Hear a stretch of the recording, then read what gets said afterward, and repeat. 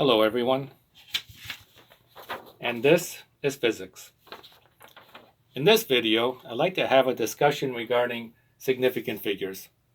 More specifically, where do significant figures come from? So I'm going to do a little demonstration. Consider, I have here a little Lego block, and imagine this as being a solid block. I'm going to draw it on the board. Let's see.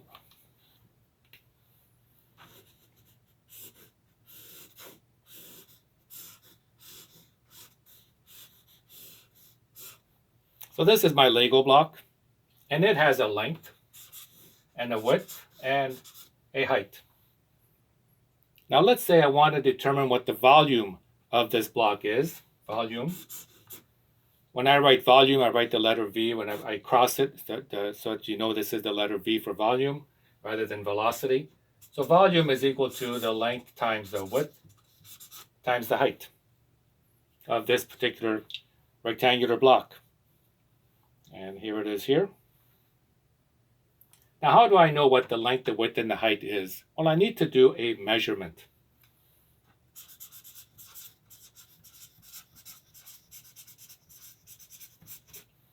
This particular case, it's called a length measurement.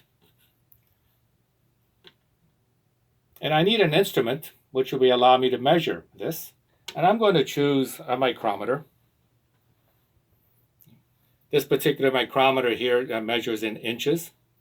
And if you want to know more about measurements and various measurement instruments, there is a course called metrology. I'm just getting a textbook here from, and this talks all about measurements. And in here, you also learn about where significant figures come from. I'll just put this down here. So what we need to do is actually do these measurements. And I'm going to use this particular micrometer here. Again, in the metrology class, you'll learn how to use these instruments. And I'm going to measure the length and the width and the height using this. But I've already done it, so I'm not going to do it again. I'll just simply write down the numbers. The length for that specific block is 0.622 inches. Now the micrometer I'm using here, it measures in inches. It's the imperial system. It could be done in millimeters, but I chose to do it this way in inches. And the width, using my micrometer, I measured that little item. The width is 0.309 inches. Inches can also be written here with little quotation marks. And the height here, according to the measurement that I took, is 0.377 inches. So there's three different ways to write inches. And the volume is the multiplication of all three of these together. Now that I have these measurements, I could write a word problem. Allow me a moment. Here is a word problem based on those measurements.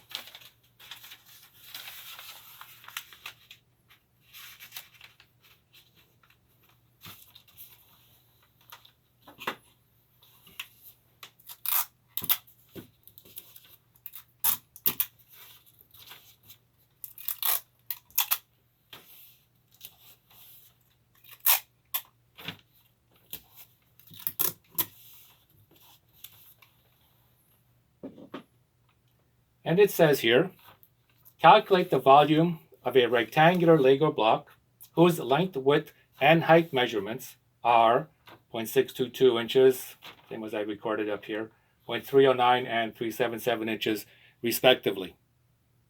Often in a physics textbook or a chemistry textbook or biology, it doesn't matter. Often when it's written, let's choose a book here. Here's one.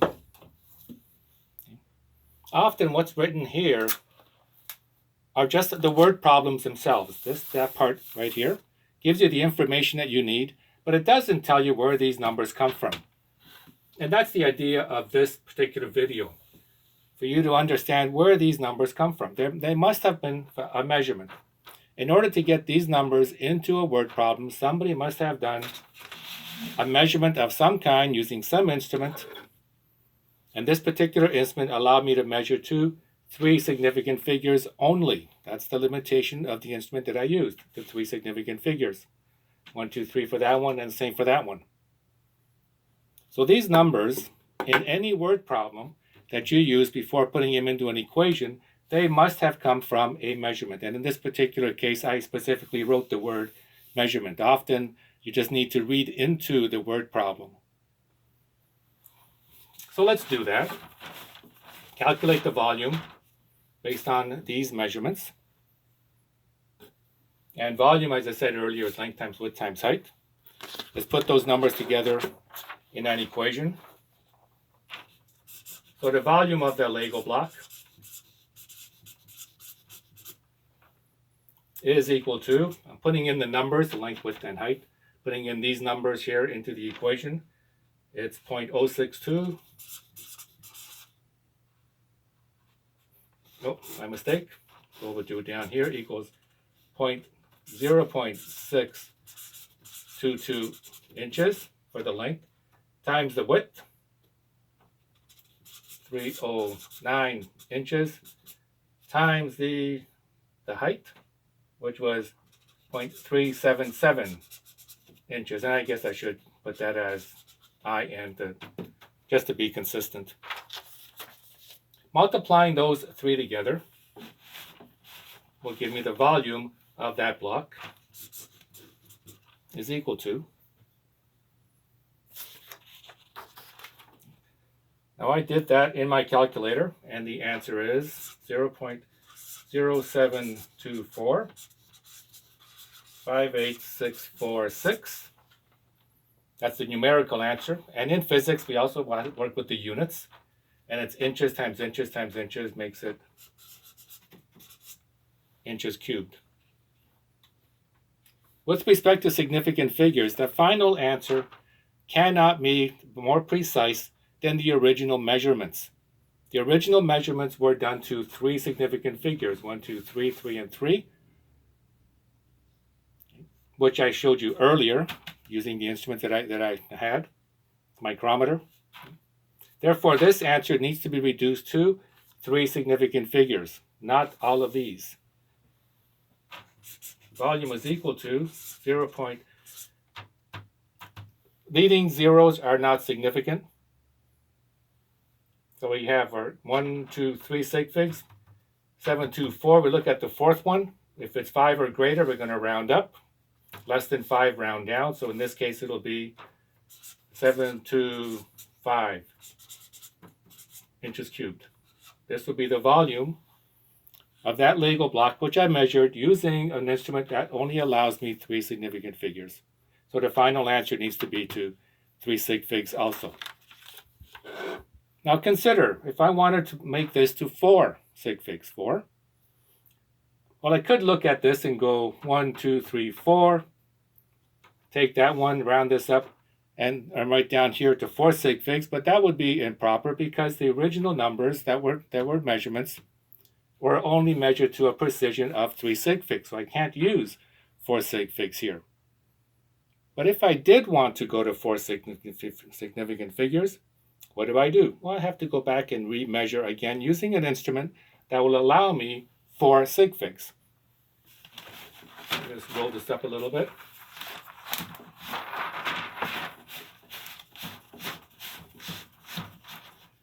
So taking that same block as I had earlier, here it is.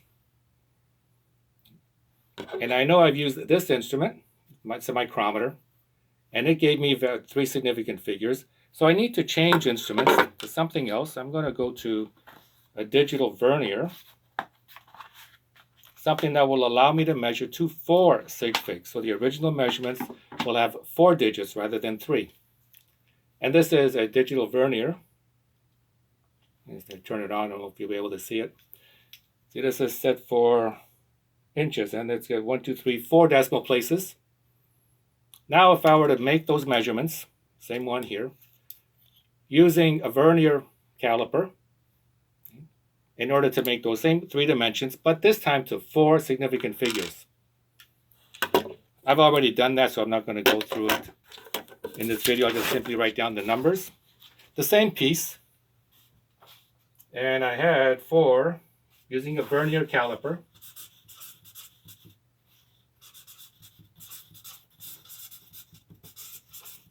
the 4 significant figures, the length, 0.6222 inches, the width, 0.3094 inches, and the height,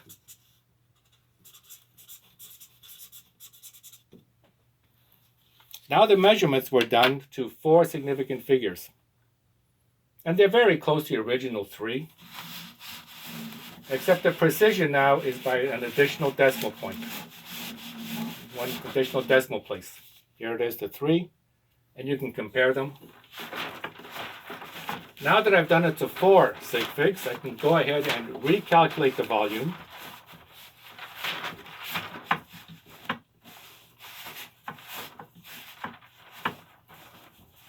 I apologize if all of this is being picked up by my mic. I can go ahead now and recalculate the volume using 4 sig figs. So the volume of that same block is equal to the length times the width times the height using these numbers. Putting in my calculator, 6222 times 0.3094 times 0.3769 to 4 significant figures. The answer is 0.072556521, and the units, inches times inches times inches, inches cubed.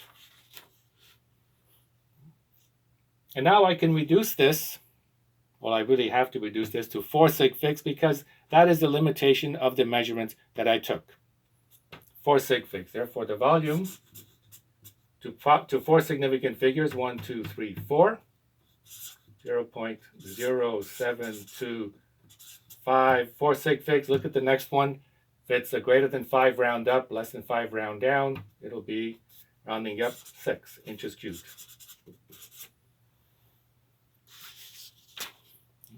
I'm able to do this because the original measurements were to 4 sig figs. If these were to 5 sig figs, then I can reduce or change this to 5 significant figures, and so on. If this was only good to 1 sig fig, just 1 sig fig, then I would have to reduce this to 1 sig fig. So where do significant figures come from? How do they originate? From a measurement. From your choice of the measurement instrument that you use, which gives you the number of sig figs here in the measurement, which in turn is put into a word problem, which is something that is not shown in the textbooks. But it's up to you to look at those word problems, extract from it where the measurements come from, or which ones are the measurements, I should say, and use those for your number of significant figures in the final answer. Let's take this a step further. I'm going to scroll up.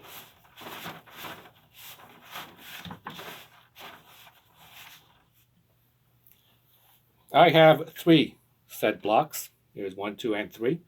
If I were to put the 3 of them together, it's a neat thing about Lego blocks. 1, 2. I have 3 of them together. And let's assume they're all identical. And I want to find what the volume is of all 3 of these together. So the volume of the 3 blocks, would be the length times the width times the height of the one that I just measured. And I'm going to make an assumption that all 3 of them are exactly the same. So just to simplify the calculations a little bit.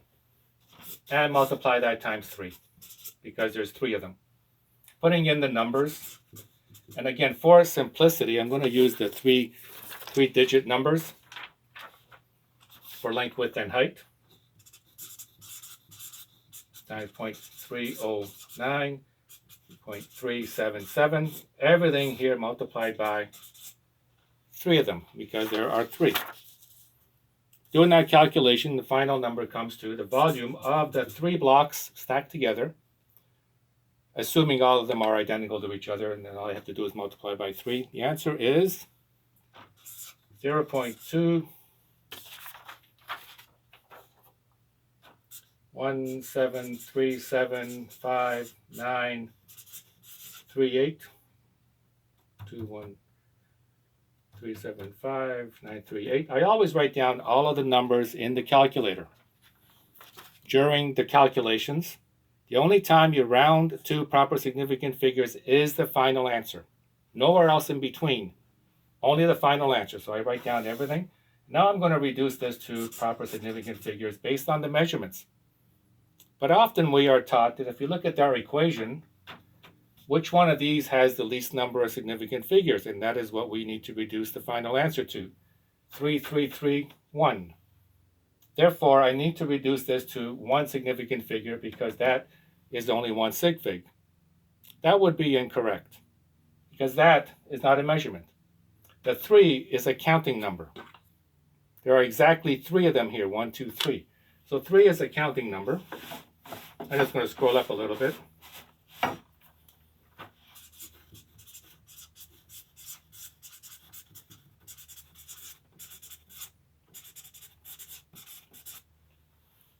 Being a counting number, it also means it has an exact value. So 3 is also an exact value. 3 is an exact value. Which means that 3 has an infinite number of zeros behind it.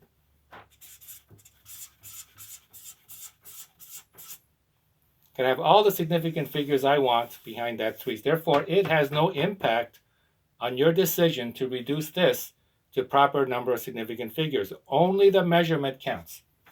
These are the measurements. That's a counting number. Has no impact on this. Therefore, the final answer here for the 3 blocks together, reduced to proper sig figs, which are the measurements. These are the measurements. And I forgot it. These all have units.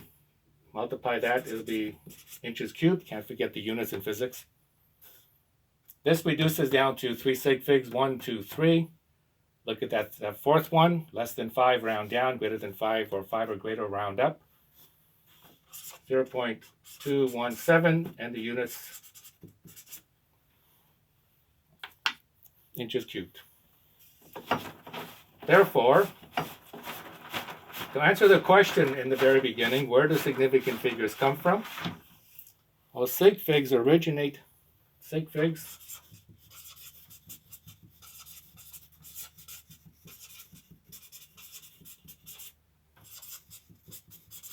with the measurement.